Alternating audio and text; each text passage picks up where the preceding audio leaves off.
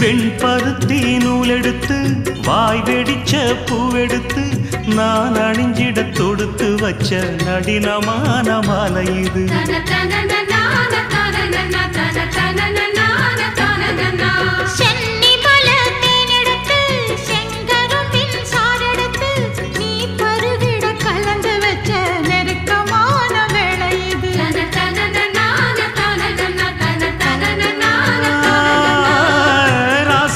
உடம்பிருக்கும் ரவிக்க துணி நானாக அன்னாடம் சூடி கொள்ள ஆசை வச்சாகாதா.